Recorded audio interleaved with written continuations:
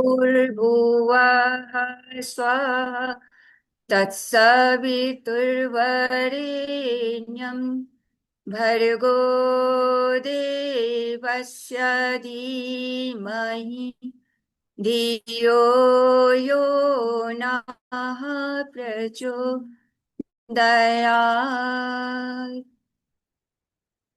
आज के कन्या कौशल शिविर में उपस्थित हमारी सभी प्यारी प्यारी बेटियां और आदरणीय सभी हमारी बहनें दीदियां, सभी को मैं प्रणाम और अभिनंदन करते हुए आज का विषय बता दूं कि गायत्री और यज्ञ का ज्ञान विज्ञान।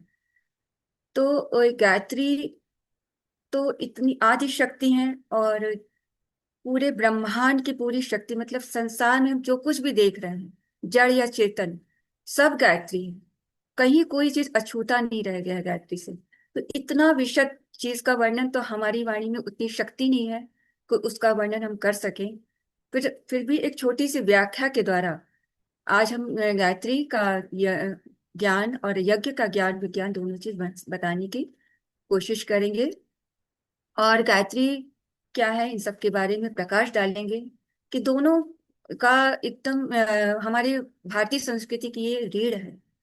और आप सब बेटियों का बहुत बड़ा परम सौभाग्य है कि नए वर्ष के इस शुभारंभ में आपका सौभाग्य उदय हुआ है कि हमारी इतनी वरिष्ठ दीदियों के द्वारा आपको एक नई दिशा, नई प्रेरणा, नई शक्ति, नया मार्गदर्शन मिल रहा है। और आपका भविष्य उज्जवल बनाने की एक प्रक्रिया लगातार चल रही है। अब ये इस भविष्य को उज्जवल बनाने के लिए हमको तीन चार चीजों की बहुत आवश्यकता होती है। इसमें हमारा शारीरिक शक्ति बहुत प्रबल होना चाहिए, मानसिक शक्ति प्रबल हो, और हमारा आत्मबल प्रबल हो। जब ये तीनों शक्तियां प्रबल हो जाती हैं तब जाके हमें ब्रह्म की प्राप्ति, या जिसे ईश्वर कहते हैं या परमात्मा कहते हैं या गायत्री कहते हैं। तब इन सब तक पहुंचने का मार्ग क्या है? क्योंकि शक्तियां तो सब में निहित है, हर व्यक्ति जो भी ईश्वर का अंश है सब में शक्तियां निहित है। परंतु शक्तियों तक पहुंचा कैसे जाए? तो इस शक्तियों तक पहुंचने का जो मार्ग है उसे ही गायत्री कहा गया है। और गायत्री मंत्र वहां तक पहुंचाने को का मार्ग सुगम कर देता है कि हमको कैसे पहुंचना है। आजकल जो हमारी कन्याएं हैं, जो युवा वर्ग की हैं, उनको लगता है कि मंत्र पूजा पाठ इनसे कुछ होता नहीं है, या उतनी जो आस्था होनी चाहिए वो नहीं बन पाती। उसका कारण यह है कि उनको लगती है कोई पुराने जमाने की बात थी, अब तो इतना नया जमाना आ गया है, इन सब का समय अभी हम लोग नहीं करेंगे, अभी हमारा समय नहीं है सब करने का। तो ये सोच बहुत गलत सिद्ध हो जाती है। जब हम एक बहुत बड़े अंतरिक्ष यात्री सुनीता विलियम्स के बारे में जब हम बातें करते हैं, तो अब आपकी जो मान्यता है कि पुराने जमाने की बात है वो बिल्कुल समाप्त हो जाएगी। सुनीता विलियम्स आप लोग जानती हैं, जब वो अंतरिक्ष में गई तो मात्र 20 दिन, वो 9 दिनों के लिए गई थी और उसके बाद वहां पर उनका अंतरिक्ष यान खराब हो गया। और वहां पर उनको वहां 9 महीने रुकना पड़ा। अब 9 महीने वो कैसे रहती? मात्र 20 दिन का उनके पास भोजन था, पानी था, और वहां तो कोई ऐसा है नहीं कोई व्यवस्था कि वहां मिल जाएगा। तब उन्होंने एक चूंकि वो भारत के जड़ों से जुड़ी हुई महिला थी, तो उनके दिमाग में बात आई कि भारत में जो महिलाएं नवरात्रि का व्रत रखती हैं, वो पुरुष रखते हैं, वहां बड़े ही संयम से भोजन या फलाहार करके एक टाइम थोड़ा सा जल पी के वो लोग बिताते हैं, और कितनी शक्ति अर्जित करते हैं कि पूरा 9 9 दिन का अनुष्ठान कर डालते हैं। तो ये बात जब उनके दिमाग में आई तो उन्होंने वैसे ही शुरू किया, थोड़ा सा फल खाया, थोड़ा सा जल पिया। अब उसके उनको लगने लगा कि मेरे अंदर शक्ति ज्यादा जागृत हो रही है। अब जब उनको ऐसा लगा तो अब वो तो व्यवस्था उनकी हो गई। अब समय बहुत लंबा था, कट नहीं रहा था, करें क्या? तो उन्होंने रामायण और भगवत गीता को डाउनलोड किया, जो इंग्लिश में, और इंग्लिश में जो था करके उन्होंने पढ़ना जब शुरू किया, तब उनको लगा कि इसके अंदर तो इतना अनंत ज्ञान है, और इसमें तो सारा अंतरिक्ष का ज्ञान है, गर्भ का ज्ञान है, समुद्र का ज्ञान है, इतना विशद है ये। उन्होंने फिर अपने उस समय जब वो मंत्र गीता का पाठ करती थी, श्लोक पढ़ती थी, और थोड़ी देर में जब उन्होंने दूसरे तीसरे दिन से देखना शुरू किया समय, उनको लगने लगा कि जैसे मंत्रोच्चारण अंतरिक्ष में हो रहा है। तो उनके जो दोस्त उनके साथ गए थे, वेरी विलमोर, तो उन्होंने कहा कि ये मंत्रोच्चारण सुन रहे हो? तो उन्होंने कहा हाँ, मुझे भी सुनाई पड़ रहा है। ये जो तुम मंत्रोच्चारण करती हो गीता का, ये अंतरिक्ष में जाकर के वापस प्रवाहित होके आ रहा है। तब उनको लगा अरे ये सब मतलब ज्ञान विज्ञान जो पुराना है वास्तव में ये सही है। और उन्होंने तुरंत एलन मस्क को फोन किया और कहा कि ये डाउनलोड करके पूरे जगह ट्विटर में प्रेषित किया जाए कि वास्तव में मंत्र उच्चारण जब हम करते हैं तो वो शक्तियां विराट ब्रह्म में जाती हैं और वापस आती हैं। और ये जो यही पढ़ के उन्होंने पूरा 9 महीने बिताया और इतनी शक्ति आई और बिल्कुल अच्छी अवस्था में भारत में वापस मतलब अपने यहाँ अंतरिक्ष में का कार्य करके नासा के उसमें संस्थान में वापस आई। कि ये साबित करता है कि हम जो ये सोचें कि ये सब पुरानी मान्यताएं हैं, आज ऐसा नहीं होता है, या ये सब कही सुनी बातें बिल्कुल नहीं है। आज के वैज्ञानिक इस बात को सिद्ध कर रहे हैं कि बिल्कुल सच्ची बातें हैं। तो आइए हम पीपीटी शेयर के माध्यम से इसको बिंदुवार समझें कि गायत्री क्या है, इसका ज्ञान विज्ञान क्या है, इसके बारे में लोगों के अनुभव क्या है। तो हम लोग जो है इसको पीपीटी के माध्यम से समझते हैं कि बहुत सारे ऐसे हमारे अनुसंधानकर्ता हैं, वैज्ञानिक हैं, जिन्होंने साबित कर दिया कि गायत्री मंत्र के उच्चारण से, लगातार चैंटिंग करने से उनका पूरा जीवन ही परिवर्तित हो गया। और जीवन में जो सोचा नहीं था उन्होंने वो सब कुछ उनको मिला। तो ये जो है ऐसा ही एक हमारे गायत्री परिवार के हमारे गुरुदेव से जुड़े हुए एक अनुसंधानकर्ता वैज्ञानिक जो है, जिसको आप लोग देख रहे हैं, अरुण सक्सेना जी ने अपने अनुभव से बताया। वो आईआईटी रुड़की में पढ़ते थे और वो गुरुदेव के से मिलने जो है, मतलब उस समय इतना सुविधा नहीं थी और उनके अंदर इतना अंदर प्रबल शक्ति रहती थी। वो साइकिल से 28 किलोमीटर चल के गुरुदेव से मिलने जाते थे उस समय जब पढ़ रहे थे। और गुरुदेव जो कि कोई ऐसी चमत्कारिक बातें नहीं बताते थे, वो हमेशा व्यवहारिक और जीवन से जड़ों से जुड़ी बातें बताते थे। तो इसलिए उनको बहुत अच्छा लगता था कि ये ऐसे गुरु हैं जो कि कोई ऐसे चमत्कार की बातें नहीं करते हैं, ऐसी बातें करते हैं वास्तव में जो जीवन के लिए सही है। तो उस समय ये तंत्र विद्या से जुड़े थे, तो गुरुदेव को समझ में आ गया। गुरुदेव तो युग दृष्टा थे। उन्होंने कहा कि बेटा तुम तंत्र विद्या को मार्ग को छोड़ दो और मंत्र को अपनाओ। क्योंकि चूंकि वो 17 वर्ष की उम्र थे, उन्होंने तंत्र विद्या सीखना शुरू किया। तो कुछ कुछ उसमें जब उनको अनुभव होने लगा तो एक जिज्ञासा उत्कंठा होने लगती है कि चलो क्या है, उत्कंठ करते हैं तंत्र विद्या, पर वो गलत शिक्षा है, गलत मार्ग ले जाता है और पतन का मार्ग है। तो गुरुदेव ने कहा बेटा तुम गायत्री मंत्र करो। जब उन्होंने गायत्री मंत्र शुरू किया करना, तब उनके जीवन में उन्होंने कहा कि मेरा पूरा पारिवारिक जीवन, पूरा वैज्ञानिक जीवन बदल गया। और वो बाद में एपीजे अब्दुल कलाम के साथ अग्नि नामक मिसाइल में उन्होंने पूरा अनुसंधान के साथ उनके साथ काम किया। और इसके साथ साथ मिसाइलों पे काम किया, और पनडुब्बियों पे काम किया, और युद्ध पोतक जो और विमान होते हैं उन सारी चीजों पर उन्होंने कार्य किया।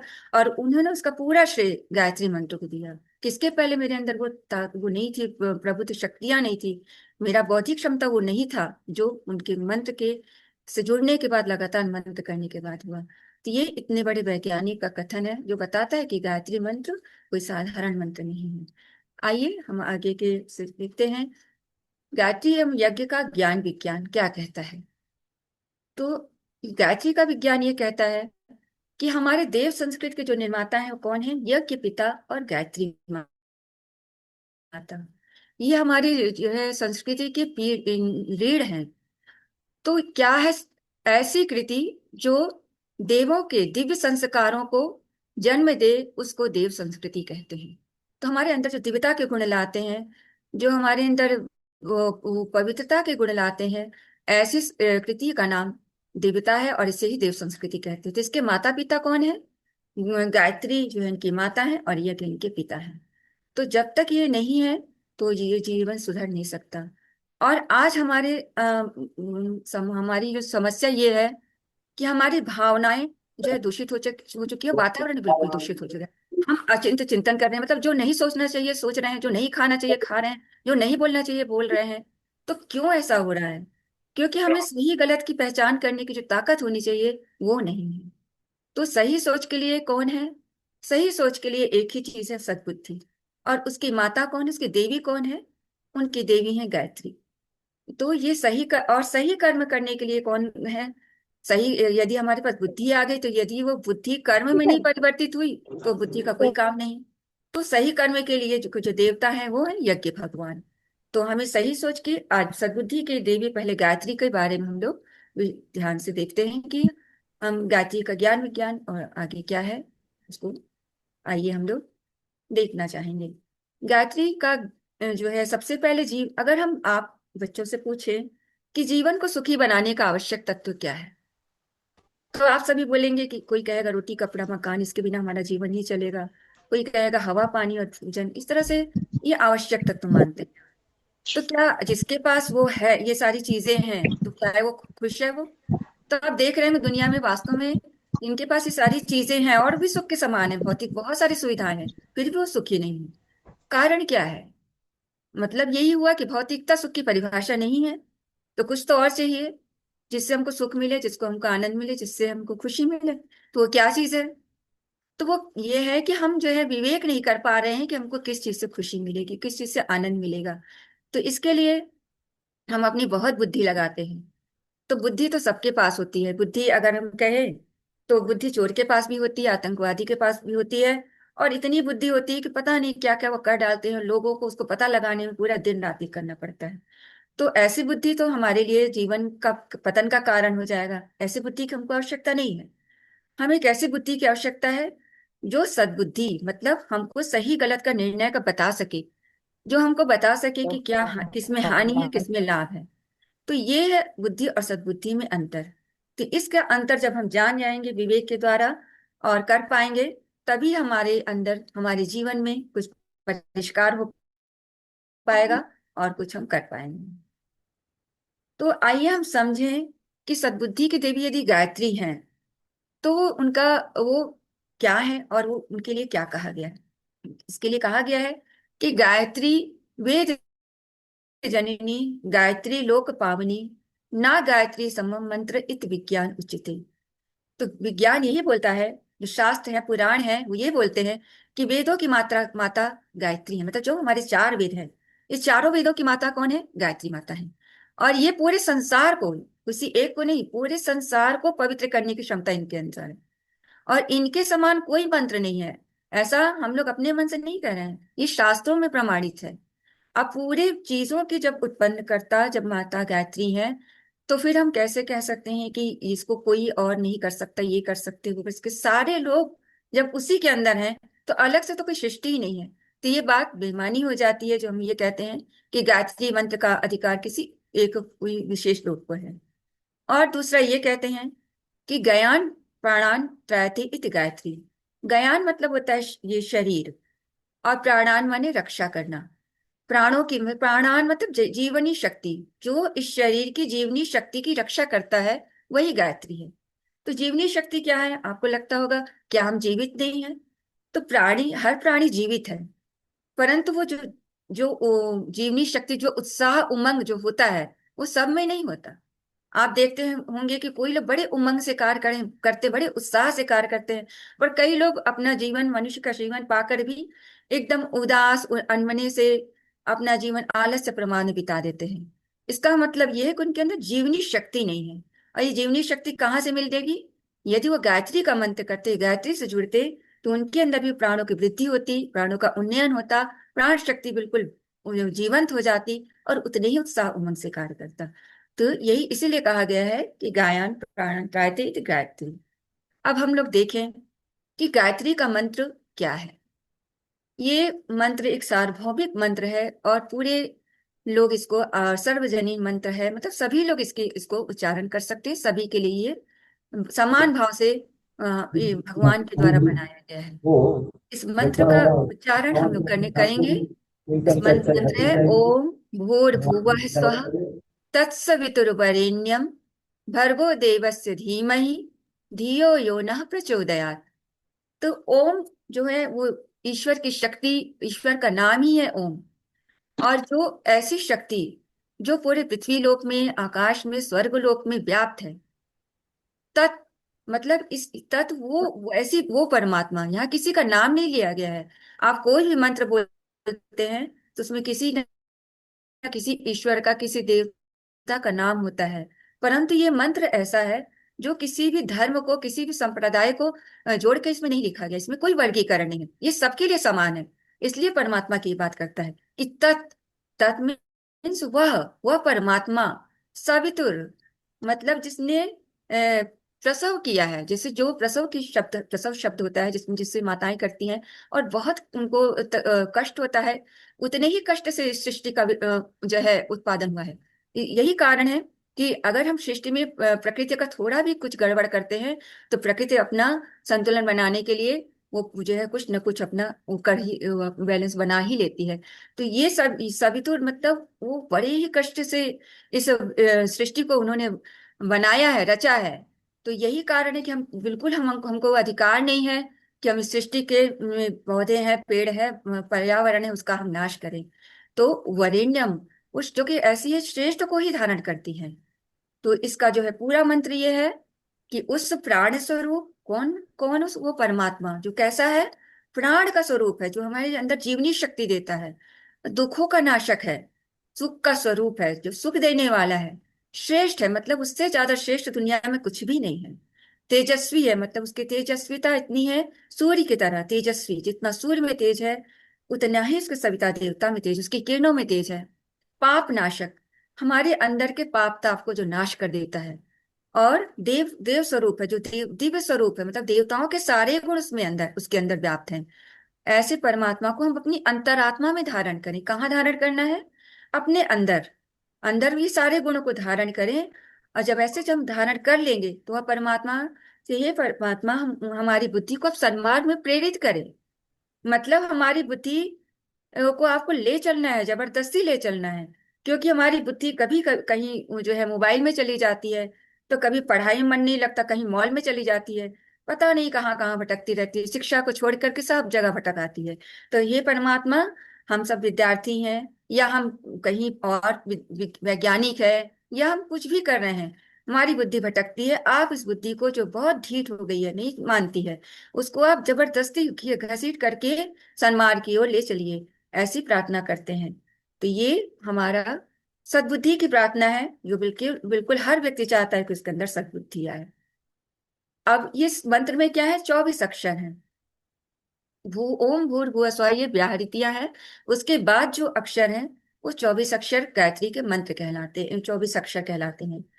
अब इस 24 ये जो शक्तियां, ये मंत्र है, 24 इसके अक्षर जो है वो 24 शक्ति केंद्रों से संबंधित है, जैसा कि आप लोग सामने चित्र में देख रहे हैं।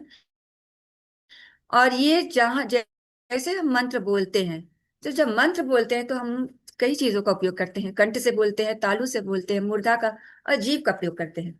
अब जब हम इसको प्रयोग करते हैं तो वो सारी ग्रंथियां धीरे धीरे झंकृत होती हैं, और झंकृत होती है उसके तरंगों के द्वारा। क्योंकि ये शब्दों के नहीं बल्कि शब्द शक्ति तो है ही। अब ये तरंगे जाकर के शरीर की 24 शक्तियों को झंकृत कर देती हैं, और झंकृत करके इसमें बहुत सारी शक्तियों को जो है उत्पादित कर देती हैं। और जैसे कि हम लोग रेडियो में ट्यूनिंग करते हैं और ट्यूनिंग करके जो भी चाहे स्टेशन लगा लेते हैं, वैसे ही ये हमारी शक्तियों को ट्यूनिंग करता है। और जाकर के अब वो जो है पूरे विराट ब्रह्म में जाकर के इसकी शक्तियां फैल जाती हैं। और वहां से जाकर के अपने ही जैसा, अपने सजाती चीजों को लेकर के, और विराट ब्रह्म से आ रही है शक्तियां तो बहुत ज्यादा आ रही हैं, और मंत्र करने वाले व्यक्ति के पास वो आकर के अनुदान वरदान के रूप में बरस पड़ती हैं। तो ये कैसे होता है? कि जैसे कि आप जो है मंत्र का उच्चारण किए, जैसे कि हम लोग बोले, अगर अगर आप बोल के देखिए अपने मन में, पा फा बा भा मा अगर बोलते हैं तो वो दोनों ओंठ चिपकते हैं। ऐसे ही हम का खा का गा बोलते थे, एक विशेष जगह से बोलते हैं। तो जितने आप शब्द बोलते थे, ग्रंथियां अलग अलग टच होती हैं। वैसे ही जब हम गायत्री मंत्र का उच्चारण करते हैं तो जहां जहां हम वो शक्तियां, वो हम लोग उच्चारण करते समय जहां जहां वो छूती हैं, जिह्वा तालु, वहां वहां के ग्रंथ जो है जागृत हो जाते हैं। और वहां से अपने सजाती तत्वों को लाते हैं। और ये इसका उदाहरण, अगर हम लोग शांति कुंज में जाते तो वहां ब्रह्म वर्चस्व संस्थान है, और वहां पर एक ऐसी मूर्ति बनाई गई है। तो वहां जब आप साधारण से मंत्र बोलेंगे तो वहां की लाइट ऐसे छोटी मोटी लाइट जलती, ज्यादा नहीं जलती। परंतु जैसे ही गायत्री मंत्र आप बोलते हैं, बिल्कुल सारे लाइटें प्रकाशित हो जाती हैं। तो ये मंत्र का 24 अक्षर का ये जो है रहस्य है। तो इन रहस्यों को हम लोग समझे। इसके अलावा गायत्री जो है वो क्या है? आध्यात्मिक त्रिवेणी। जैसे कि हम लोग गंगा नदी जाते हैं तो त्रिवेणी में स्नान करते हैं, तो गंगा यमुना सरस्वती को त्रिवेणी कहते हैं। तो वैसे ही ये जो है गायत्री मंत्र एक भारतीय संस्कृति की त्रिवेणी है। और ये क्या क्या देती है? सच्चित आनंद, मतलब हम सत्य, सत्य जो सत्य, उसी उसी को कहते हैं जो हमेशा चली आ रही, जो कभी समाप्त नहीं होती है, जिसको सनातन कहते हैं।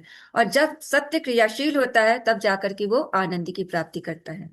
जैसे कि सत्य है, ईमानदार होना चाहिए, और इस ईमानदारी को जब हम क्रियाशील बना देते हैं तो हमारे जीवन में आनंद ही आनंद आ जाता है। ब्रह्मा क्या है? वो जो है सृष्टि के रचयिता है, विष्णु पालन करना करता है, और महेश उनके संहार करता है। और सरस्वती कौन है?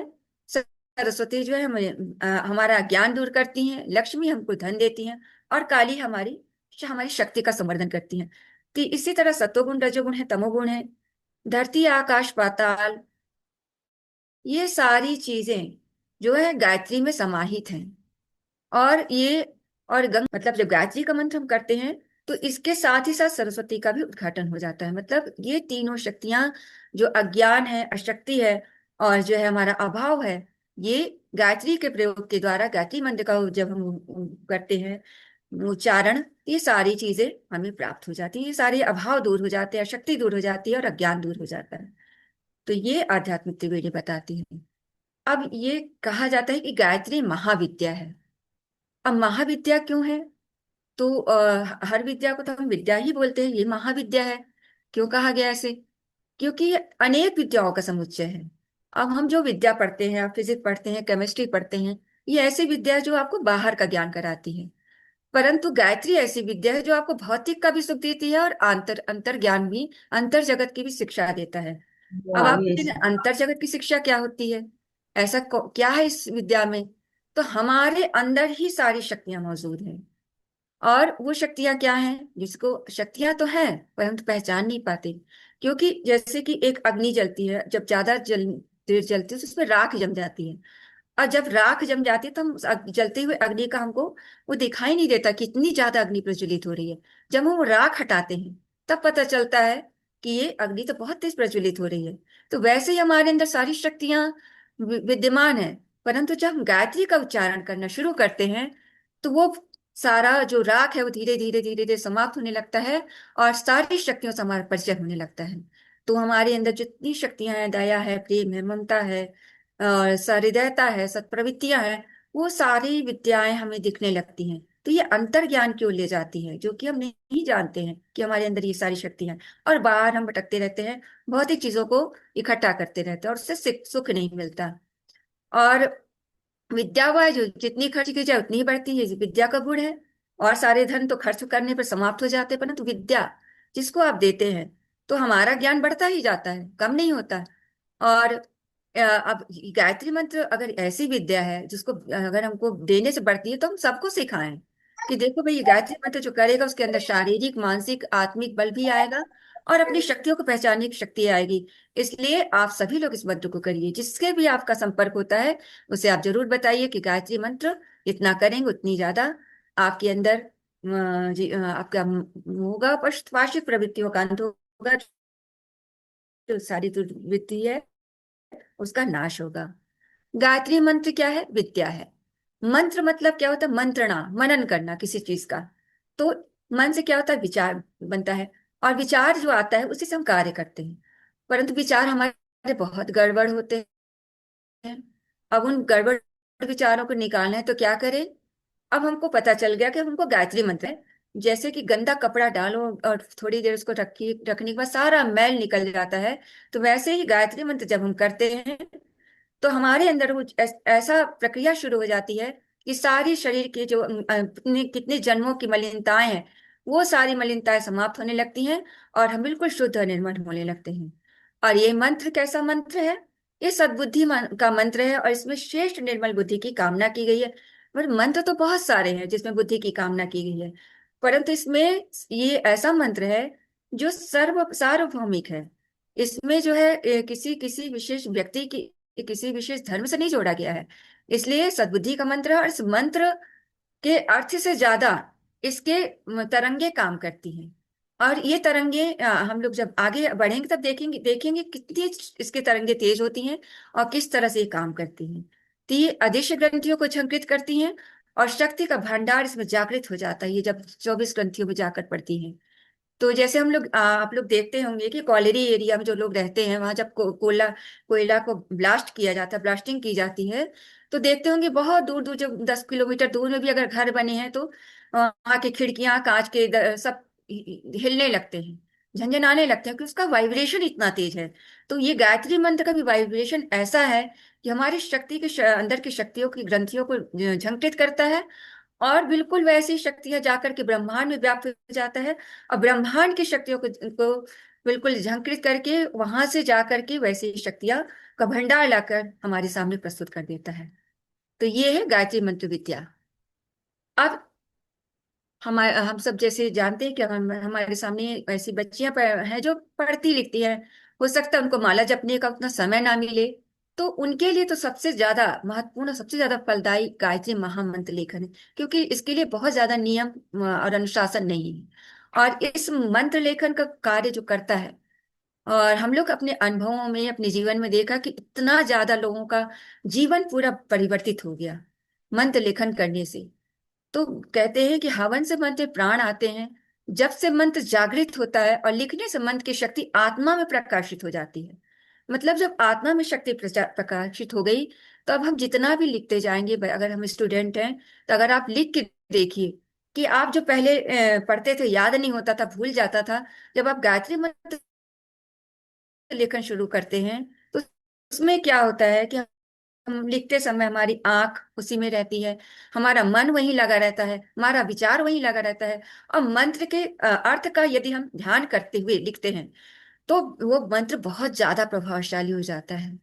क्योंकि जो इसकी शक्ति बताती है कि गायत्री मंत्र एक बार में, एक सेकंड में 1,10,000 पॉजिटिव वेव्स जो है जो है प्रस्तुत करता है। तो ये हम चाहे हम बच्चे हैं, अगर स्टूडेंट अगर हैं, तो मंत्र लेखन जरूर करें। और इसे कोई भी कर सकता है। और चूंकि गायत्री मंत्र लेखन का अगर हम पुस्तक लाते हैं, उसमें पुस्तक में माता की फोटो बनी रहती है, तो हम उसको पीरियड में ना लिखें, 3-4 दिन के लिए और शुद्धता के लिए, और अन्य समय में लिख सकते हैं, पर मानसिक जप तो जरूर ही कर सकते हैं। तो ये मंत्र लेखन की साधना हमको ये बताती है। और इसमें मैं एक उदाहरण देना चाहूंगी कि मंत्र लेखन करते हुए लाभ क्या हुआ। एक जब तक आप उसका महत्व लाभ से नहीं देखते हैं तो आपको लगता है कि पता नहीं ऐसा कुछ होता है कि नहीं। तो मैं बताऊं, मेरे यहाँ एक इंडस्ट्री में एक लेडीज कम उम्र की थी, शादी हो चुकी थी, और उसका एक किडनी बचपन में ही किसी ऑपरेशन में निकाल दिया गया था। झारखंड की वो रहने वाली, बहुत कमजोर और हमेशा डिप्रेशन में रहती थी। तो हमारे देव संस्कृत विश्वविद्यालय की बहनें, जब 4 बहनें आई और मैंने उनको अपने यहाँ बुला करके जब उनसे गायत्री मंत्र उच्चारण और उसके मंत्र लेखन वगैरह की बातें बताई, और मैं उन लोगों ने बताया कि मंत्र लेखन यदि संकल्प के साथ करिए, कोई आपके अंदर संकल्प है कि मुझे इतने अच्छे नंबर से पास होना है या कुछ करना है, तो मंत्र लेखन संकल्प के साथ करेंगे तो उसका फल मिलता है। अब ये बात उसको समझ में आ गई, वो संकल्प उसने लिया कि मुझे एक बच्चा चाहिए। क्योंकि उसकी किडनी नहीं थी, उसको लगता था कि होगा कि नहीं, परंतु आज उसके मंत्र लेखन से वास्तव में उसके गोद में एक बच्चा है, बिल्कुल स्वस्थ है। और उसका पूरा परिवार जो झारखंड में रहता है, पूरा परिवार इस मंत्र लेखन की महिमा को जान करके आज वो सारे लोग लिखते हैं। तो ये है मंत्र लेखन की महिमा। तो आप जरूर करें। और गायत्री कामधेनु है। कामधेनु वो कहते हैं कि ऐसी गाय है जो कि स्वर्गलोक में रहती है।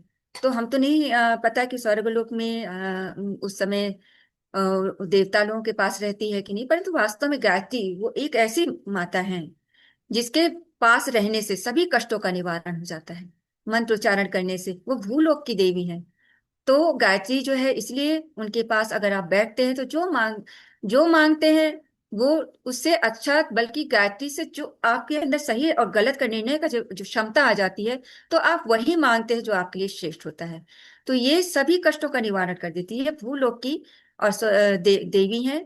और इसको जो है हम इसे मान सकते हैं, जैसे कि कहा गया कि जब विश्वामित्र और एक बार जो है विश्वरथ, राजा विश्वरथ के नाम से वो कहे जाने जाते थे, और जब वो गए वशिष्ठ जी के आश्रम में, उन्हें बहुत सारे लाव लश्कर लेकर सेनाओं के साथ गए।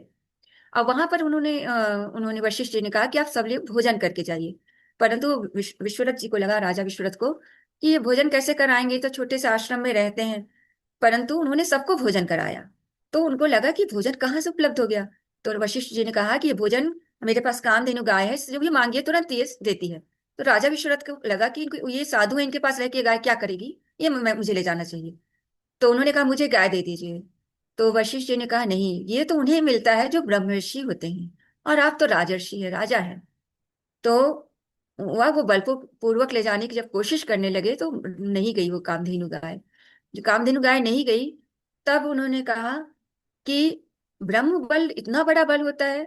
और उन्होंने कहा कि धिक बलम क्षत्रिय बलम ब्रह्म बलम बलम बलम, मतलब सबसे बड़ा ब्रह्म बल होता है। और ऐसा कहकर वो गायत्री की साधना करने के लिए, तपस्या करने के लिए चले गए। तो ये है कामधेनु गायत्री का महत्व, ब्रह्म, क्योंकि हमें ब्रह्म ज्ञान देती है। इसीलिए कहा गया है कि गायत्री कामधेनु है। गायत्री कल्प वृक्ष भी है। तो कल्प वृक्ष के नीचे कहते हैं जो बैठो, जैसी आप कल्पना करते हैं वैसा वो आपकी कामनाओं की पूर्ति करती है। तो ये मनुष्य के सभी भौतिक, क्योंकि केवल एक तरफ यदि हमारे पास साधन नहीं होता तो साधनों के अभाव से भी हम जीवन को सुचारू रूप से नहीं चला पाते। तो भौतिक सुख सुविधाएं भी हमें चाहिए और आध्यात्मिक भी चाहिए। तो ये सारी कामनाओं की पूर्ति गायत्री मंत्र के द्वारा होती है। और हम बहुत ज्यादा परिक्रम मतलब संचय करने की हमारी जो है इच्छा भी समाप्त हो जाती है। हम थोड़े में भी खुश रहना सीख सीख लेते हैं, क्योंकि गायत्री मंत्र हमको संयम भी सिखाती है। तो भौतिक साधनों के साथ साथ आध्यात्मिकता की पूर्ति भी हमारे गायत्री मंत्र के द्वारा होता है। और गायत्री कहते हैं पारस है। पारस कहते हैं वो पत्थर होता है जो कि लोहे को सोना बना देता है। परंतु गायत्री रूप इस पारस का स्पर्श पा करके, मतलब जो गायत्री मंत्र जपता है वो स्वयं पारस हो जाता है। उसके पास आने से ही लोग पारस बन जाते हैं, मतलब वो शुद्ध हो जाते हैं, निर्मल हो जाते हैं। आप किसी भी गायत्री परिवार के जो वरिष्ठ लोग हैं, उनसे आप जब जुड़ेंगे तो देखेंगे वो आपको कोई ना कोई अच्छी शिक्षा जरूर देंगे। कि आप, अगर आपका बच्चा छोटा है तो बाल संस्कार शाला भेजिए, आपकी बच्ची थोड़ी बड़ी है तो आप किशोर संस्कार शाला भेजिए, आपके घर में गर्भवती माता है तो आप जो है गर्भोत्सव संस्कार, मतलब वो आपको कोई ना कोई शिक्षा देगा और आपके अंदर के दोष दुर्गुणों को निकालने की पूरी पूरी कोशिश करेगा। तो मतलब गायत्री मंत्र जपने वाला स्वयं पारस बन जाता है। तो ये पारस से भी बढ़ के कितना बड़ा ये गुण हो जाता है गायत्री मंत्र करने वाले के लिए। तो ये गुण देवतुल्य आता है। अब क्या सारे गुण ही गायत्री कल्प वृक्ष कैसा कल्प वृक्ष है कि दिव्य गुणों का विकास करता है। जैसे कि जो इसका मंत्र बताता है कि इस सारे मंत्र बता रहे हैं कि क्या क्या हमको देता है। ये दिव्य दृष्टि देता है, सद्गुण देता है, विवेक, संयम, सेवा, तत्व का ज्ञान, और जो है हमारे अंदर शक्तियों का संचय करता है, श्रेष्ठता की ओर हमें ले जाता है, निर्मलता देता है। ये सारा गायत्री मंत्र एक कल्प वृक्ष की तरह है, जो जीवन में भटकने हमें देता ही नहीं, और सद्गुणों के मार्ग की हमको प्रशस्त करते जाता है। और क्या है, गायत्री कहते हैं अमृत है। गायत्री अमृत है मतलब क्या, कि हम क्या गायत्री का मंत्र करेंगे तो हम अमर हो जाएंगे? ऐसा ऐसी बात नहीं है बच्चों। गायत्री का मंत्र करने से अमर कोई नहीं होता है। शरीर तो मरण धर्मा है, मरेगा ही। परंतु जो जिसने गायत्री मंत्र किया वो अमर हो गए। कौन थे वो लोग? अगर हमसे कोई पूछे कि आप अपने तीसरे चौथी पीढ़ी के किसी व्यक्ति का नाम बताइए, दादा परदादा का, तो हम नहीं बता पाते, क्योंकि वो अमर नहीं है। उन्होंने वैसा कोई काम ऐसा नहीं किया। परंतु हम राम भगवान जो हजारों वर्ष पूर्व हुए, कृष्ण भगवान, विवेकानंद, इन सबको जानते हैं, क्योंकि उन्होंने ऐसा कार्य किया अपने चरित्र से। उनका व्यक्तित्व चरित्रवान था, उनका शानदार व्यक्तित्व था, उनके कर्म अच्छे थे, इसलिए वो अमर हो गए। मतलब वो मर के भी अमर हो गए। तो ये चीजें गायत्री मंत्र के द्वारा हमारे अंदर आ जाती हैं। तो ये गायत्री इसीलिए कहा गया है कि गायत्री अमृत है, जो इसका पैपान करता है वो शानदार व्यक्तित्व का मालिक हो जाता है। इसके अलावा गायत्री ब्रह्मास्त्र है। ब्रह्मास्त्र मतलब क्या होता है कि ब्रह्म का जो अस्त्र होता है वो अपने लक्ष्य को भेदे बिना वापस नहीं आता। अब गायत्री मंत्र का जो लक्ष्य क्या है, सद्बुद्धि को देना। तो जब तक वो सद्बुद्धि आपको नहीं देगा वो वापस नहीं आने वाला है। तो ये इसीलिए कहा गया है कि जो मंत्र उच्चारण करेगा उसके अंदर विवेकशीलता आएगी और वो बता पाएगा ये सही है ये गलत है। तो हमारे पूरे जीवन हमारे माता पिता हमेशा तो यही सिखाते हैं, बेटा ये काम मत करो, ये करो, ये करो, ये मत करो। यही तो सिखाते हैं, हमारे शिक्षक भी यही सिखाते हैं। तो यही हमारा ये कार्य ब्रह्मास्त्र की तरह गायत्री मंत्र करता है। इसके अलावा गायत्री वेद माता है। जैसे कि हम लोगों ने पहले ही जाना कि चारों वेदों को की जननी है गायत्री। तो ये चारों इसीलिए कहा गया है कि वेदों की माता है। मतलब वेद का मतलब एक ये भी होता है कि जानना, किसी चीज का ज्ञान हासिल करना। तो सारा ज्ञान, यदि हम गायत्री मंत्र करते हैं तो ये समझ लीजिए कि चारों वेदों का ज्ञान हमारे अंदर आ गया। हमको बहुत ज्यादा वेद पढ़ने की आवश्यकता नहीं है। अगर आपने गायत्री मंत्र कर लिया, ये समझ लीजिए कि आपने चारों वेदों का अध्ययन कर लिया। इसके अलावा गायत्री देव माता है। मतलब ये दिव्यता को देने वाली है। जो गुण देवताओं में होता है, वो सारे गुण गायत्री को जपने वाले व्यक्ति में आने लगता है। और सारे जो अशुद्धियां हैं, जो हमारे अंदर मलिनताएं हैं, वो दूर होने लगती हैं और हम दिव्य होने लगते हैं। इसीलिए कहा गया कि गायत्री गायत्री देव माता है। गायत्री विश्व माता भी है। गायत्री को विश्व माता क्यों कहा गया? क्योंकि गायत्री किसी एक व्यक्ति की बुद्धि को शुद्ध नहीं करती है, इसके साथ जुड़ने वाले हर व्यक्ति की शुद्धि होती जाती है। और ये विश्व बंधुत्व की भावना को स्वीकारता है।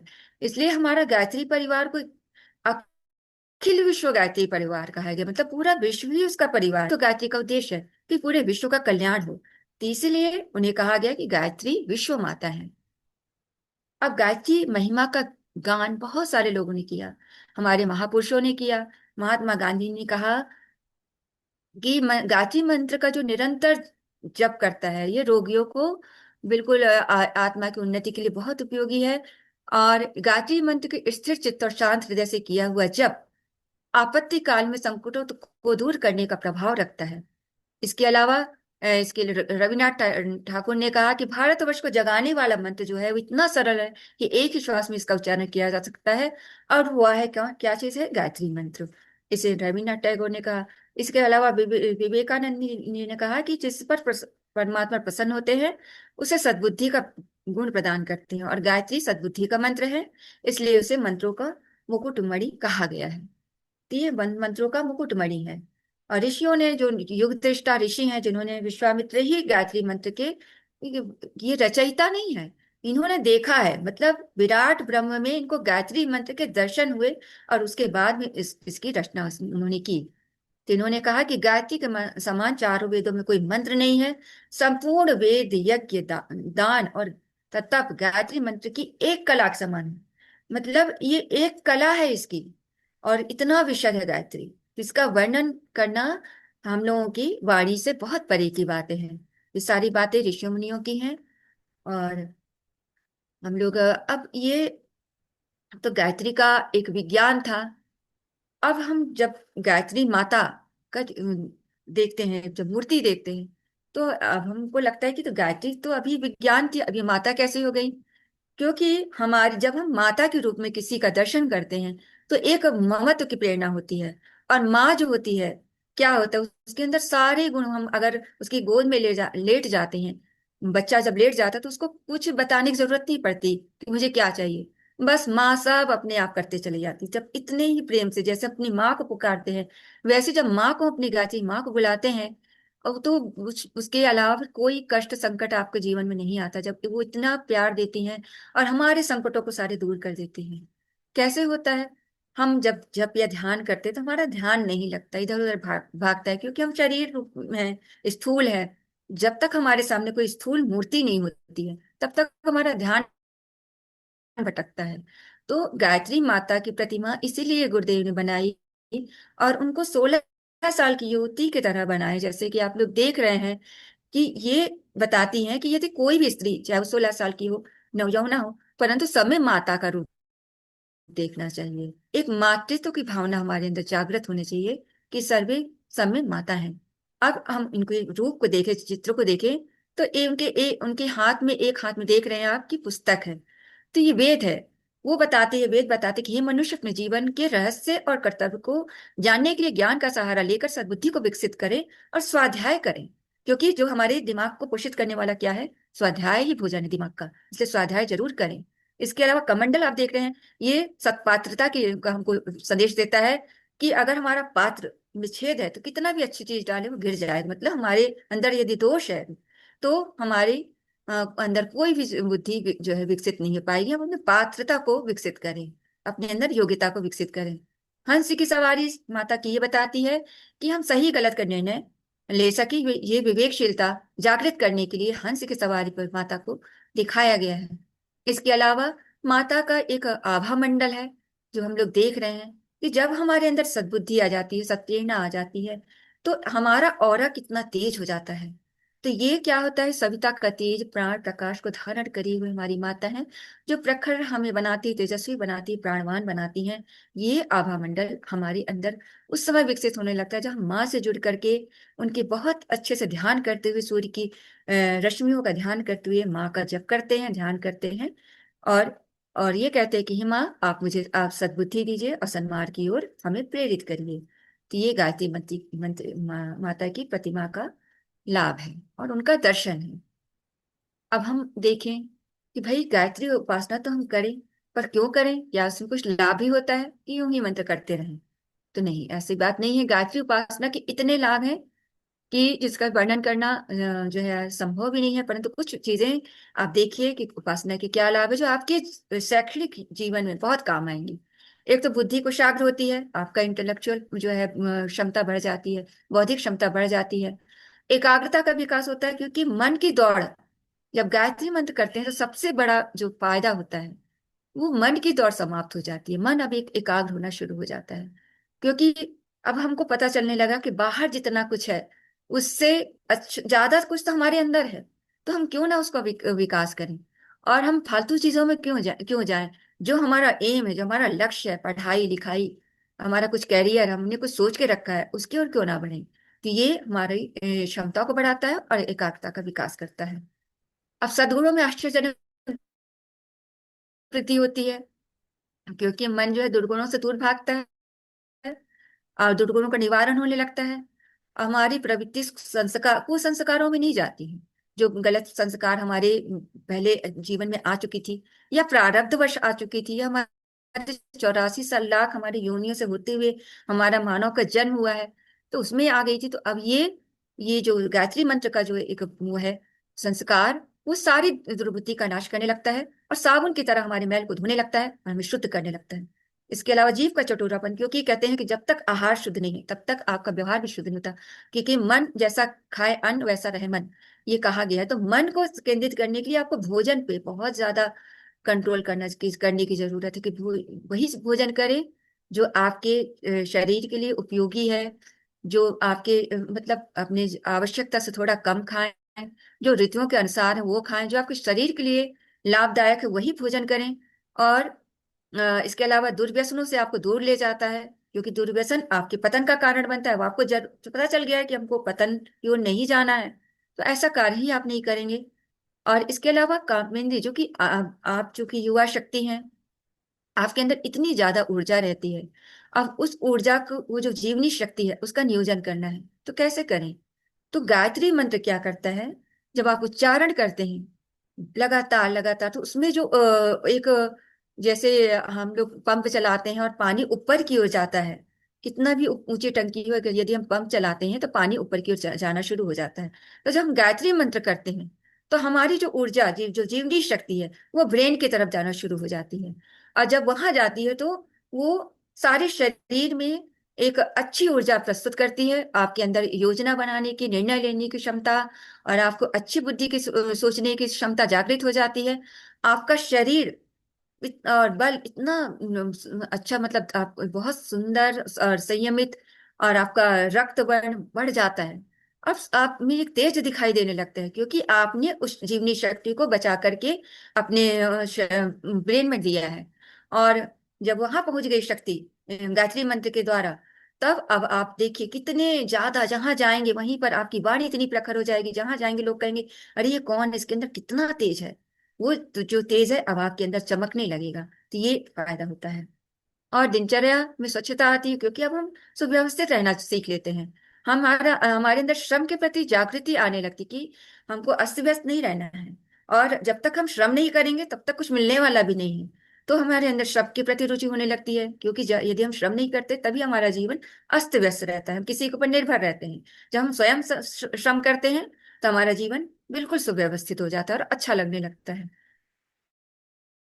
इसके अलावा हम बुरी संगत से बचने लगते हैं, क्योंकि अब हमें वो लोग नहीं अच्छे लगते जो हमें पतन जोड़ ले जाते हैं।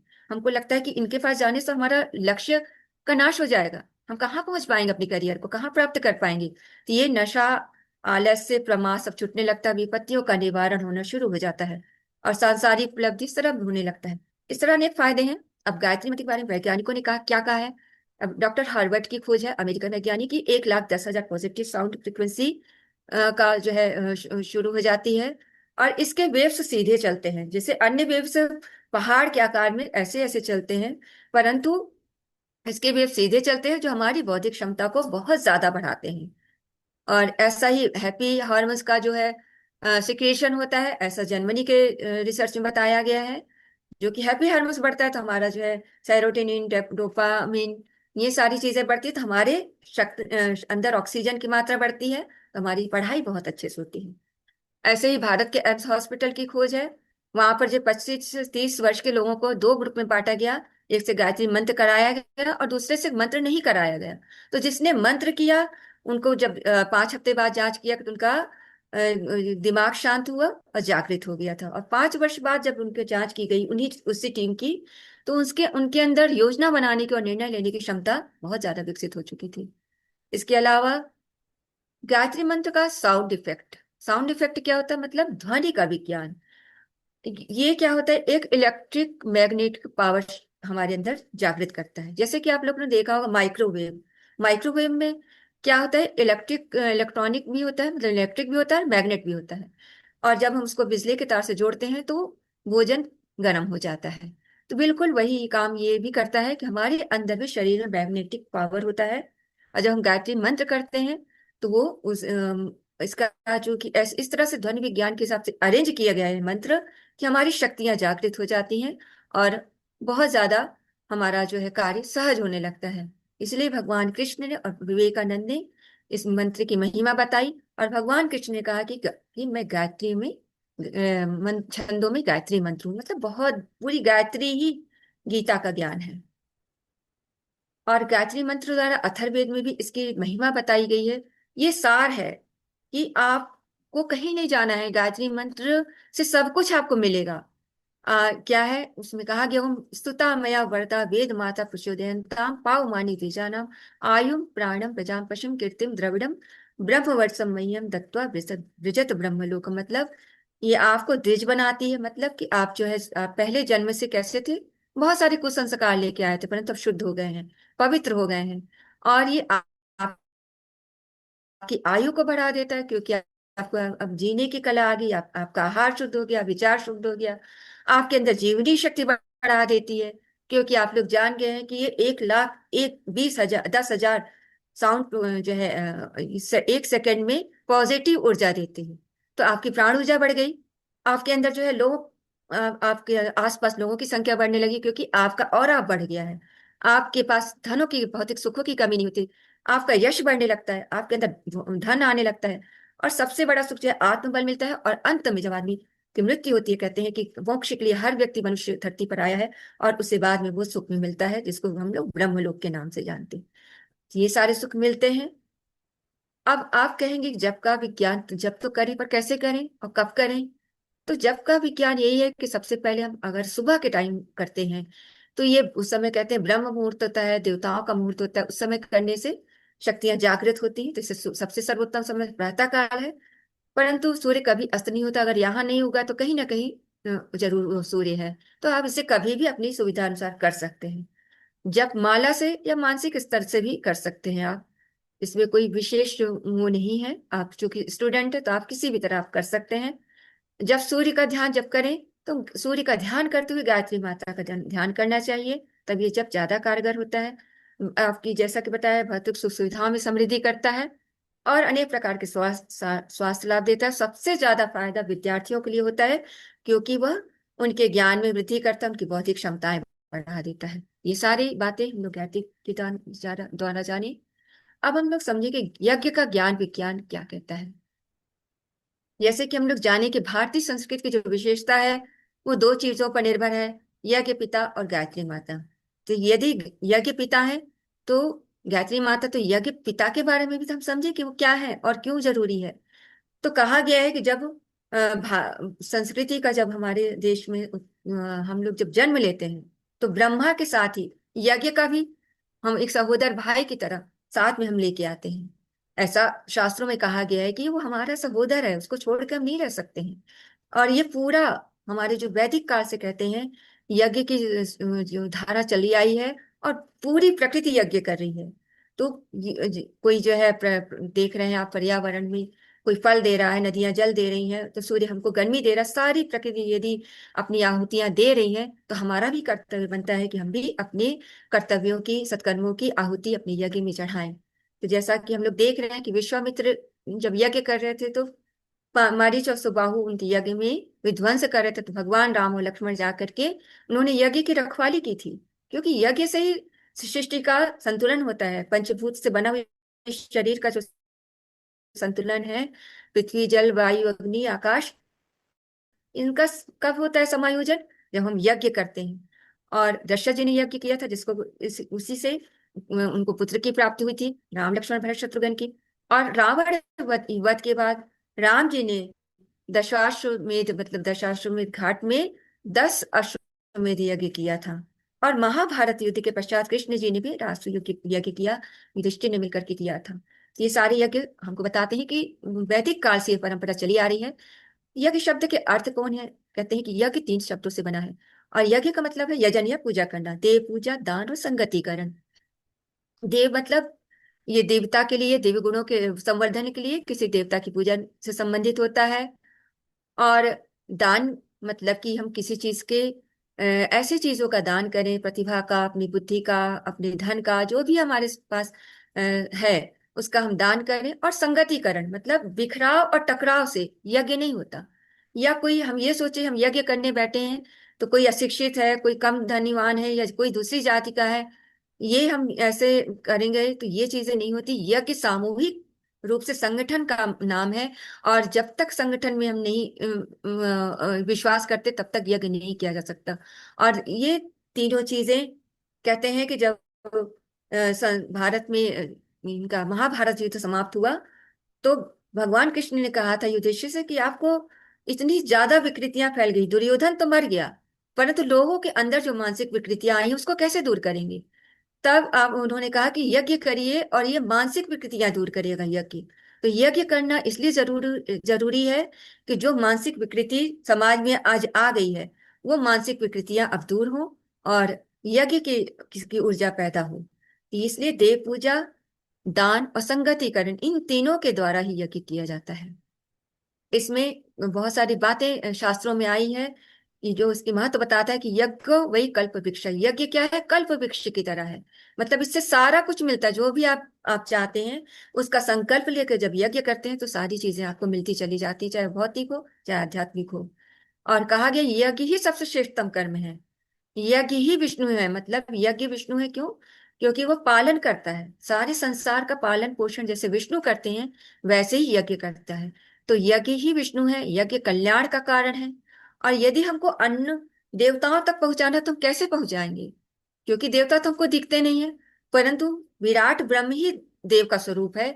तो हम उसको यज्ञ, जब यज्ञ करते हैं तो ये अग्नि के जो धूम्र होता है, धूम्र के द्वारा वो अन्न देवताओं तक पहुंचता है। और यज्ञ को विश्व का नाभि कहा गया है। जैसे गर्भ में रह के माँ के गर्भ में नाल से बच्चा पोषित होता है, माँ के उसके भोजन से, उसके रक्त से, वैसे ही यज्ञ के द्वारा पूरे संसार का जो है पालन पोषण होता है। ये है यज्ञ। हमको क्या सिखाता है? त्याग, बलिदान, शुभ कर्म। आप देख रहे हैं प्रकृति, जैसे सूर्य अब उस यज्ञ कुंड में कौन कौन आहुतियां दे रहा है? जल बह रहा है, जल बह करके जो है बादल बन रहा है, वाष्पीकरण हो रहा है, फिर वर्षा हो रही है, वर्षा से फल फूल उग रहे हैं, फल फूल उग रहा है, उसके बाद हम लोग उसका सेवन कर रहे हैं।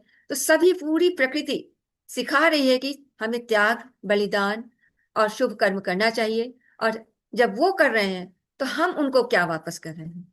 क्या हम सूर्य की गर्मी नहीं लेते? क्या हम फल नहीं खाते? क्या हम वृक्ष को नहीं तोड़ते? क्या हम उसकी ऊर्जा में नहीं बैठते? सब कुछ हम करते हैं, तो क्या हम उनको वापस नहीं करें? ये हमारा लक्ष्य नहीं होना चाहिए? तो हमारा शुभ कर्म तभी से शुरू होता है जब हम सत्प्रवृत्ति के दान में अपना सब कुछ लगाना शुरू कर देते हैं। ये जो है बता रहा है कि भेदभाव भूल करके हमको संगठित होकर के यज्ञ करना चाहिए, जैसा कि मैंने पहले बताया। अब यज्ञ के प्रकार, तो यज्ञ के बहुत सारे प्रकार हैं। जैसे कि पदार्थ यज्ञ है, जो पदार्थों को, जैसे हम हवन सामग्री लेके जो यज्ञ करते हैं, तो उसमें क्या होता है, पदार्थ से वो अग्नि में जाते ही प्रकाश उत्पन्न होता है, और प्रकाश के साथ साथ ताप उत्पन्न होता है, ध्वनि ध्वनि मंत्रों के द्वारा उत्पन्न होती है। अब तीनों में बहुत शक्तियां होती हैं। प्रकाश भी कहते हैं कि 1 सेकंड में 3 लाख किलोमीटर प्रकाश की गति होती है, और जो है ताप की गति 330 मीटर प्रति सेकंड होती है। और हम लोग गायत्री मंत्र की ऊर्जा तो जानती हैं कि 1,10,10,000 की साउंड वेव्स पैदा करता है। अब इतनी सारी शक्तियां जब एक साथ एकत्रित होती हैं, तो कितना बड़ा ऊर्जा समझिए पैदा करेगा, और ब्रह्मांड में कितनी शक्तियों को पैदा करके वो परिवर्तित कर देगा। ये पदार्थ यज्ञ कहता है। कुंडी यज्ञ से बहुत सारे कुंड बना करके चाहे 1 कुंड से, 5 कुंड से, 24 कुंड से, जैसी आपकी व्यवस्था बन पाती है, कुंड से यज्ञ करते हैं। और उसका उद्देश्य केवल यज्ञ हवन करना या ये नहीं होता, बल्कि उसके यज्ञ के द्वारा हम जो है ये सोचते हैं कि सभी में राष्ट्र का संवर्धन हो, जो है जो भी हमारे अंदर दुष्ट दुर्गुण आ गए वो दूर हो, और सारी चीजों का जो है जागरण हो, जो हमारी भारतीय संस्कृति पुनर्जागृत हो। बलि वैश्य यज्ञ यदि हम बड़े बड़े यज्ञ नहीं कर पाते, तो गुरुदेव ने छोटा यज्ञ भी करने को कहा, क्योंकि ये भी हमारे परिवार को, समाज को बहुत अच्छा लाभ देता है। और इसमें ज्यादा कुछ करने की आवश्यकता नहीं होती। एक तांबे की प्लेट, चूंकि आज वो व्यवस्था नहीं होती कि हम रोज रोज अग्नि जला पाए, तो तांबे की प्लेट लेकर के गैस चूल्हे पर रख देते हैं। और जो भी चीज में हमारे रोटी या चावल में जिसमें घी शक्कर नमक, जिसमें नमक ना मिला हो, उसमें घी शक्कर मिला करके जो ऐसा भोजन जो आपने स्नान के बाद शुद्ध होके बनाया है, 5 आहुतियां देते हैं, जिसमें पितरों को, अपने जो है देवताओं को, और सभी लोग जो 5 हमारे जिनके कर्ज हमारे ऊपर है, देवताओं को, ब्राह्मणों को, और भूत जो बड़े हमारे जो जीवन को जो हमारे समर्थ बनाते हैं, ऐसे लोगों को हम आहुति दे करके और जो भोजन खिलाते हैं, तो पूरा परिवार जो है वो प्रसाद खा करके बिल्कुल दिव्य बनते चला जाता है। तो हम इस यज्ञ को अवश्य अपने घर में करें।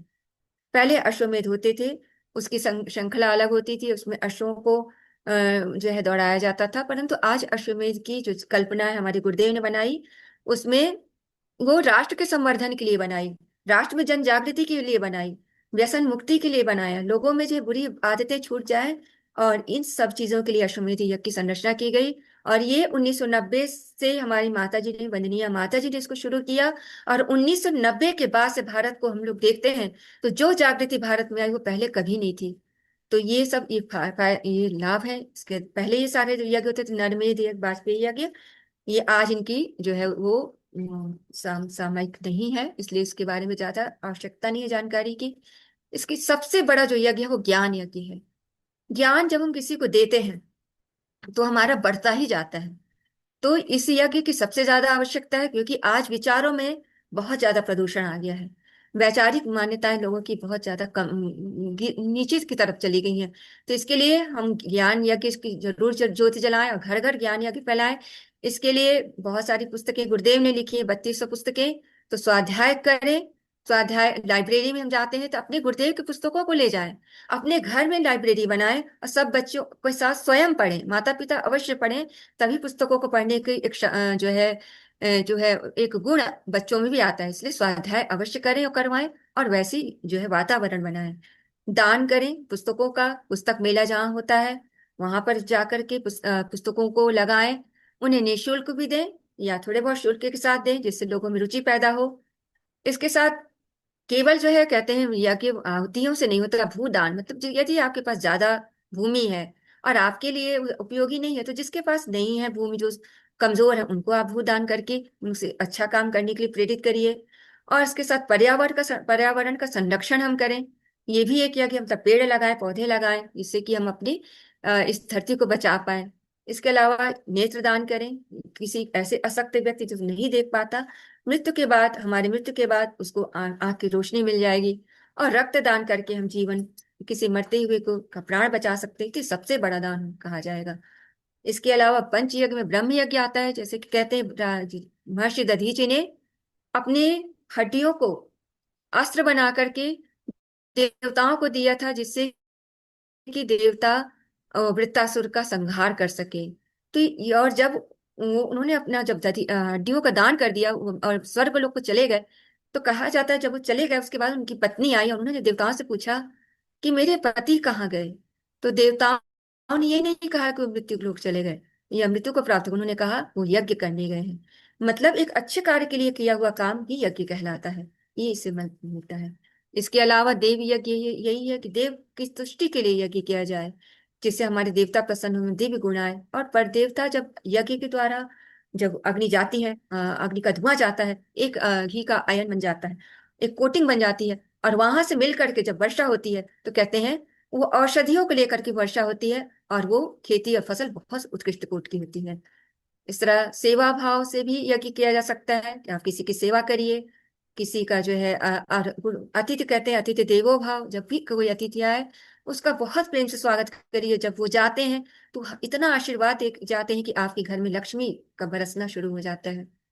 बलिवैश्व यज्ञ जिसके बारे में मैंने आपको बताया कि बलिवैश्व यज्ञ अवश्य करें अपने घरों में। और अगर आप गायत्री परिवार से जुड़े हुए हैं तो वहां पर आपको इसकी जानकारी मिल सकती है। और पूरा बलिवैश्व का एक आपके स्टिकर में लगा करके घर में अपनी माता बहनों के साथ यज्ञ करें।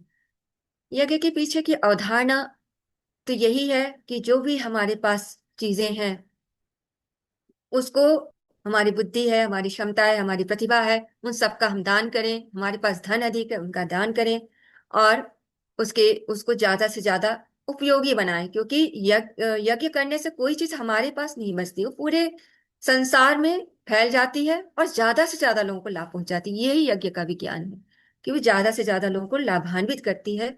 यदि गीता में भगवान कृष्ण ने गायत्री मंत्र को कहा कि छंदों में मैं गाती हूँ, तो यज्ञ वही है कि निष्काम कर्म, जो कि गीता का प्रमुख उद्देश्य है। और इसका अवधारणा ये है कि जैसे कि मोबाइल की चिप, एक छोटी सी चिप लगाते हैं और बहुत सारा ज्ञान हम हासिल करते हैं, क्योंकि ये पदार्थ का सूक्ष्मतम रूप अग्नि है। और हम जैसे हाइड्रोजन का सूक्ष्मतम रूप हीलियम, और हीलियम से फिर छोटा जो रूप है यूरेनियम है। तो जितनी भी छोटी चीज होती है वो ज्यादा प्रभावकारी होती है। जैसे कि हम लोग देखते हैं चूना और पत्थर है, ठोस होता है। और ये काम, अगर आप इस पे जो है कहीं भी पत्थर से, लोहे से यदि आप उसमें चाहेंगे तो उसमें छेद नहीं कर पाएंगे, परंतु अग्नि सबको आत्मसात कर देती है। ये अग्नि का स्वरूप होता है। तो ये अग्नि में ही शक्तिशाली, यही कारण है हम यज्ञ करते हैं, वो सभी को आत्मसात करके पूरी धरती पर ये फैला देती है। और इसके साथ अलावा विश्वव्यापी प्रभाव के लिए हम हर घर में यज्ञ करें और हर घर को तीर्थ बना दें। और हाँ, क्योंकि हम जानते हैं कि यह मानसिक दोष दुर्गुणों को समाप्त करता है। यज्ञ के धुआं से जो है हमको परिपुष्ट मिलता है, मतलब कि यज्ञ बहुत सारी औषधियों से द्वारा किया जाता है। और ये जब ये धुआं के साथ मिल करके और जाता है विश्व ब्रह्मांड में, तो उतनी ही ज्यादा शक्तिशाली बन करके हमारे पूरे विश्व में फैल जाता है, और हमें भौतिक और आध्यात्मिक लाभ देता है, शारीरिक और मानसिक अनेक प्रकार की परेशानियों को भी दूर करता है। यज्ञ एक गुप्त दान है। मतलब ये भले हमको दिखाई नहीं देता, परंतु ये आप ये नहीं जानते कि एक यज्ञ करने से पर्यावरण, वातावरण, सारे फंगस, सारे जो है बैक्टीरिया, सबका नाश हो जाता है। तो ये हमको दिखाई भले ना दे, परंतु इसका जो है लाभ हमको मिलता है। जैसे कि हम लोग प्रकृति में देख रहे हैं कि यज्ञ चल रहा है, कि जो है सूर्य से बादल बनते हैं, बादल जो है धरती पर गिरता है वर्षा के रूप में, फिर नदियों में समाहित होता है, फिर उस समुद्र में ये चक्र चलता रहता है। तो वैसे ही सारा चक्र हमारे जीवन में चल रहा है।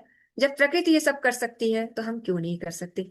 ऐसे वनस्पति का भी चक्र चल रहा है, जो ये बता रहा है कि सारा प्रकृति हमारे लिए यज्ञ कर रही है। तो ये पूरा विश्व ब्रह्मांड ही यज्ञशाला है, और हम अपने अच्छे कर्मों की इसमें आहुति देते रहें।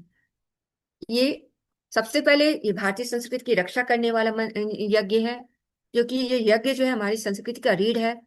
और ये अग्नि का जो इसका जो शिक्षा क्या है कि ये अग्नि कैसे जलती है, पवित्र, हम पहले अपने आप को पवित्र करते हैं। और अग्नि हमको बताती है कि हम ऊंचा उठें, कभी भी नीचे की तरफ ना जाए, पतन क्यों ना जाए। हमारी जो चरित्र है, हमारा जो सोच, हमारे विचार है, वो अग्नि की शिखा की तरह ऊंचा रहे, और हमेशा ऊंचाई की ओर ही सोचे, ऊंचा लक्ष्य को लेके चले।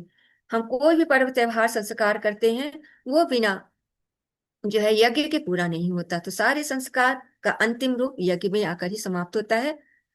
और हम जब भी यज्ञ करते हैं सबसे उसमें अंत में क्या करते हैं, सृष्टिकृत होम। मतलब जैसे कि हमारे घर में कोई मेहमान आता है तो सबसे अंत में हम क्या खिलाते हैं, मिठाई खिलाते हैं, जिससे वो मेहमान खुश होके जाए। तो वैसे ही हम यज्ञ में सबसे लास्ट में उसको मीठा डालते हैं कि हे प्रभु, मुझसे यदि कुछ गलती हो गई तो हम उसको माफ करने के लिए मीठा मिष्ठान आपको दे रहे हैं। हमारी गलतियों को माफ करेंगे, क्षमा करेंगे। इससे क्या होता है, जो उससे ऊर्जा होती है वो हमारे संकल्प के साथ जाकर के मिलती है। और वैसे ही विराट ब्रह्म में जाकर के मिल जाती है। हमारे अंदर अच्छे हैप्पी हार्मोन्स का जो है जनरेट होता है और उसका सिक्रेशन शुरू हो जाता है। और हमारे अंदर की एंजाइटी या डिप्रेशन वो सारा कुछ समाप्त होता है। तो ये होता है वसुधारा हम करते हैं लास्ट में, कि जो कार्य हम शुरू करते हैं, जैसे हम पढ़ाई कर रहे हैं तो शुरू शुरू में हम बहुत मन से पढ़ते हैं किसी चीज को, बाद में हमारी उतना मन से काम नहीं करते। तो ये हमारे अंदर संकल्प लेके हम चले कि जो शुरू कार्य में जितना साहस हम उत्साह दिखाया था वो अंत तक बना रहे। ये वसुधारा हमको इस संकल्प शक्ति की ओर अग्रसर बढ़ने के लिए हमेशा कहते रहता है। तो ये वसुधारा की एक शिक्षा है। यज्ञ के पीछे का विज्ञान अब हम इससे देखिए कि क्या ये जो है एक ज्ञानी है या शास्त्रीय कर्म है या कर्म कांड है। बिल्कुल ऐसा नहीं है। कर्म कांड के साथ ही साथ ये ज्ञान भी है, इसमें भावनाएं भी जुड़ी हुई हैं। जब हम सारी चीजों को मिलाकर करते हैं तब जाकर उसका लाभ मिलता है। तो गाय के घी की जब से हम हवन करते हैं तो कहते हैं कि इससे फार्मिक एल्डिहाइड करके एक जो है गैस उत्पन्न होती है, जो कि हवा में जितने भी बैक्टीरिया है, फंगस है, उनका नाश कर देती है।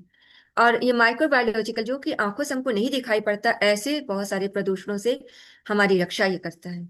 इसके अलावा आप इसका कोई साइड इफेक्ट नहीं, क्योंकि ये धुआं और औषधि जो भस्म में कोई औषधि होती है वो रक्त में जाकर के मिल जाती है। हम इंजेक्शन लगवाते हैं या दवा खाते हैं, उसका साइड इफेक्ट हो सकता है, परंतु इसका कोई साइड इफेक्ट नहीं है। हमारे अंदर जाकर के हमारे रक्त में मिलकर के बहुत सारे कष्टों को दूर करता है। कैंसर, डिप्रेशन, चर्म रोग, ये सब की ये यज्ञोपैथी का एक अलग ही एक शिक्षा है।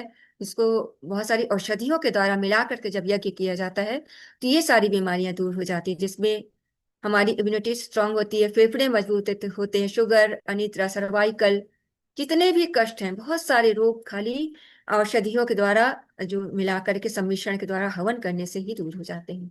तो ये सारी चीजें यज्ञ के द्वारा हमको मिलती है।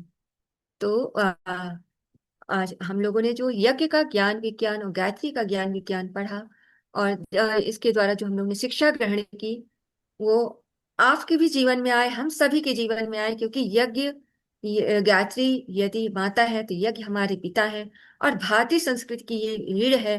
तो इस रीढ़ को हम हमेशा मजबूत बनाए रखें, क्योंकि यदि रीढ़ नहीं होगी तो शरीर का संतुलन बिगड़ जाता है। तो हाँ, आइए हम एक वीडियो के द्वारा इस पूरी चीजों को बहुत अच्छे से समझेंगे। देखिए।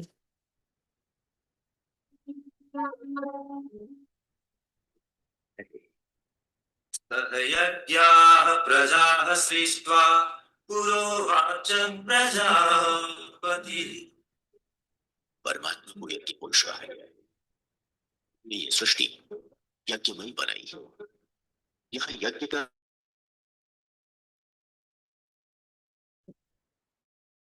व्यापक अर्थ है, परमार्थ भाव से किया गया। इकोलॉजिकल बैलेंस एक यज्ञीय प्रवाह। आवाज आ रही है दीदी?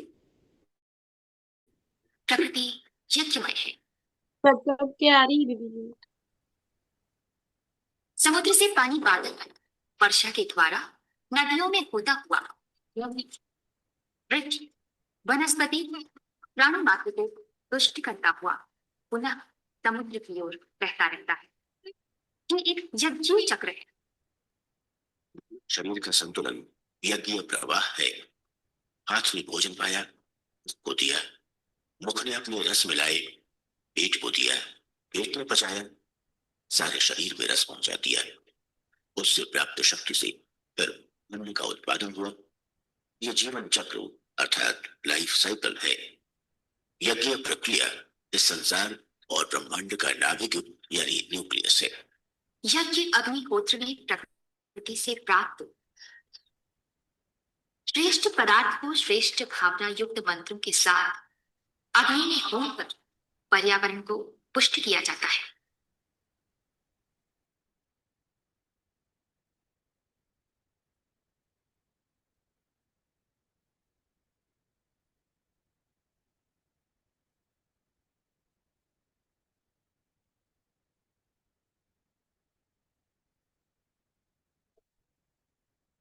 जब उन्हें अपनी संपत्ति मान बैठता है तो स्वार्थ भरे उपयोग करके बुद्धि से घोटाले, शक्ति से आतंकवाद, साधु से व्यसन पैदा करने लगता है।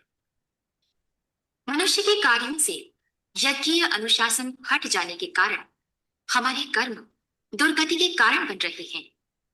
यज्ञीय परमार्थ इदम न मम के भाव से जब विभूतियों का उपयोग होने लगेगा तो फिर मनुष्य में देवत्व जागेगा, धरती पर स्वर्ग उतरेगा।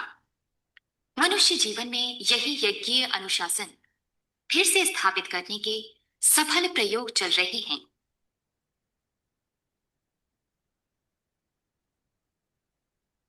युग तीर्थ शांति कुंज हरिद्वार में, जिसके अंतर्गत पूरे देश में विदेशों में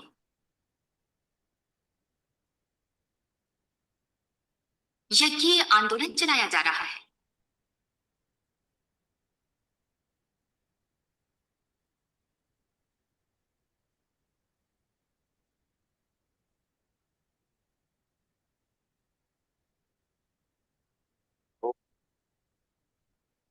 स्वाहा तत्सवितुर्वरेण्यं भर्गो देवस्य धीमहि धियो यो नः प्रचोदयात्। स्वाहा इदं गायत्री इदं नमः।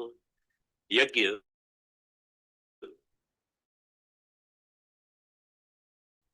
ये कैसे लिखते हैं कि यज्ञ का मतलब केवल लकड़ी जलाना, धुआं पैदा करना और किसी तरह से कर्मकांड की मात्रा से समाप्त कर देना है, बल्कि हमारे ऋषियों ने इसे एक वर्कशॉप के रूप में आरंभ किया था कि व्यक्तित्व को परिष्कृत करने की प्रयोगशाला है। इस अग्नि की लौ के साथ पूरा शरीर गर्म होता है। शरीर की गर्मी के साथ शरीर त्वचा से भी श्वास लेता है, श्वास स्थान से भी श्वास लेता है, और इससे जो शरीर के अंदर जो हमारे फ्री रेडिकल्स, जिनको हम कहते हैं एंटीऑक्सीडेंट्स, प्रचुर मात्रा में जाते हैं, नेगेटिव आयंस प्रचुर मात्रा में जाते हैं और इनकी कमी दूर हो जाती है, जिनकी वजह से तनाव होता है। यज्ञ के माध्यम से व्यक्ति अपने अंदर के प्रसुप्त केंद्रों को जगाता है और वातावरण के जितने भी क्षेत्र हैं उन सबको संदेश भेजता है। मंत्र शक्ति, यज्ञ ऊर्जा, साधक की पवित्रता या साधक की प्रखरता के माध्यम से, एक सम्मिश्रण के माध्यम से यज्ञ जहां होता है उसके आसपास के क्षेत्र में उर्वरता बढ़ती है, हरितिमा बढ़ती है और प्रदूषण निवारण होता है। वैज्ञानिक प्रक्रिया के माध्यम से कैसे यज्ञ प्रभावित करता है, ये ब्रह्मवचस के शोध संस्थान में हम लोग प्रयोग कर रहे हैं। यज्ञ के विज्ञान को समझने के बाद किसी के मन में कोई संशय नहीं रहना चाहिए कि यज्ञ हम क्यों करते हैं, किस लिए करते हैं। ये एक अनिवार्य प्रक्रिया है जो कि नियमित रूप से प्रत्येक साधक के द्वारा, प्रत्येक व्यक्ति के द्वारा जो यज्ञीय जीवन जीना चाहता है किया जाना चाहिए।